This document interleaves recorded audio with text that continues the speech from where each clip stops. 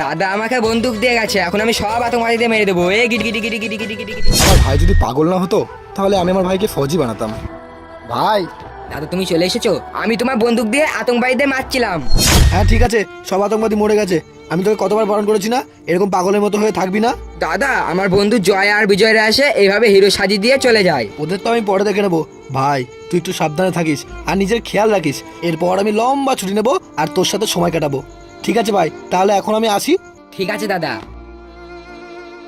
ছুটিটা নেওয়ার পরে সবার প্রথমে আমি আমার ভাইয়ের চিকিৎসা করাবো।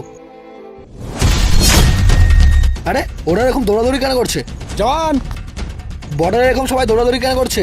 স্যার আপনি জানেন না বর্ডারে যুদ্ধ লেগে গেছে, আমি গেলাম, আপনি আসুন।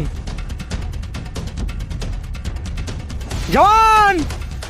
আরে স্যার আপনি এখানে? চটি নাম্বার দিয়ে যুদ্ধ বেঁধে গেছে, তাড়াতাড়ি চলুন। জওয়ান, ওই আতঙ্কবাদীগুলো তোমাকে খুঁজছে। আমাকে খুঁজছে? জওয়ান, ওই পুরনো ভাড়া তোমার ভাই থাকে না? হ্যাঁ, কিন্তু কি হয়েছে? জওয়ান, ওই আতঙ্কবাদীগুলো তোমার ভাইকে তুলে নিয়ে গিয়েছে আর বলেছে তুমি যতক্ষণ না ওদের কাছে সারেন্ডার না করবা ততক্ষণ ওরা তোমার ভাইকে ছাড়বে না। ভাই, তোমার দাদা তোমার জন্য বলটা পাঠিয়েছে আরে বল। আর তোমার দাদা তোমাকে আমাদের সাথে যেতে বলেছে। ঠিক আছে চলো। হ্যাঁ?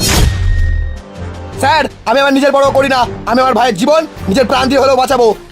জওয়ান! তোমরা দুজন খুব পচা, আমাকে দাদার কাছে নিয়ে যাওয়ার নাম করে এখানে বন্দি বানিয়ে রেখে দিয়েছো। একদম চুপ, যতক্ষণ না তোর দাদা এখানে না আসবে ততক্ষণ তুই এখানেই ভাবেই পড়ে থাকবি। এই! শয়তান, আরে দাদা তুমি চলে এসেছো। শয়তান, এ দেখ আমি চলে এসেছি, এবার আমার ভাইকে ছেড়ে দে। ছেড়ে দেবো?